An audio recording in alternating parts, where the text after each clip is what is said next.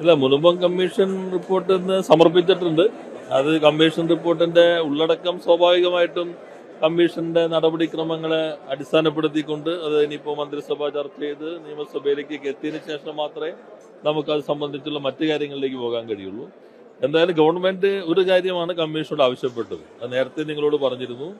അവിടെ താമസിക്കുന്ന ബോണോഫൈഡ് ആയിട്ടുള്ള ഒക്യുപ്പൻസിന്റെ ലീഗൽ റൈറ്റ് സംരക്ഷിക്കുന്നതിന് സർക്കാർ എന്തെല്ലാം നടപടികൾ സ്വീകരിക്കാൻ കഴിയും, ഇതാണ് കമ്മീഷനോട് ആവശ്യപ്പെട്ടത്. അല്ലാതെ അവർക്ക് അവിടെ ലീഗൽ റൈറ്റ് ഉണ്ടോ എന്നോ അവരെ സംരക്ഷിക്കാൻ കഴിയുമോ ഇത്തരം കാര്യങ്ങളൊന്നും അല്ല. അസർട്ടൻ ചെയ്തിട്ട് അവരെ സംരക്ഷിക്കേണ്ടതാണ് എന്ന് ഗവൺമെന്റ് തീരുമാനിച്ചിരുന്നു. അങ്ങനെ സംരക്ഷിക്കുമ്പോൾ അവർക്ക് നിയമപരമായ പരിരക്ഷ കിട്ടണം. ഏത് കോടതിയിൽ പോയാലും ഭാവിയിലും അവർക്ക് പ്രശ്നങ്ങൾ ഉണ്ടാകാൻ കഴിയില്ല. ഏത് സ്വഭാവത്തിലുള്ള ഭൂമിയാണെങ്കിലും അവരെ സംരക്ഷിക്കാൻ കഴിയണം. അതിന് എന്ത് നടപടികൾ സ്വീകരിക്കാൻ കഴിയും, ഇതാണ് കമ്മീഷനോട് ആവശ്യപ്പെട്ടിരുന്ന കാര്യം.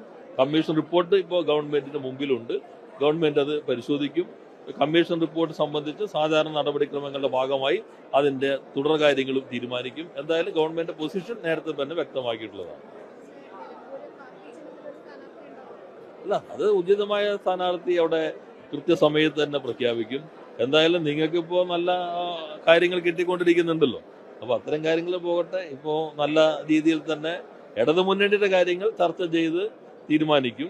നിലമ്പൂരിലെ ജനങ്ങളുടെ മുൻപിൽ ഏറ്റവും സമ്മതനായിട്ടുള്ള സ്ഥാനാർത്ഥിയെ അവതരിപ്പിക്കാൻ കഴിയും. മറ്റു കാര്യങ്ങൾ ഇപ്പോൾ നിങ്ങൾക്ക് കിട്ടുന്ന പോലെ UDF-നാണല്ലോ നല്ല ഇത് കിട്ടിയിരിക്കുന്നത്. അങ്ങനെ തർക്കങ്ങളും പകങ്ങളായിട്ട് അവർ പോവുകയാണ്. എന്നാൽ LDF പ്രവർത്തനങ്ങൾ നടത്തിക്കൊണ്ടിരിക്കുന്നു. സജ്ജമായി കഴിഞ്ഞിട്ടുണ്ട്. അവിടെ കേന്ദ്രീകരിക്കുന്ന ആളുകളെല്ലാം അവിടെ എത്തിക്കഴിഞ്ഞിട്ടുണ്ട്. നല്ല രീതിയിൽ കാര്യങ്ങൾ മുന്നോട്ട് കൊണ്ടുപോകാൻ കഴിയുമെന്നാണ് കണക്കാക്കുന്നത്.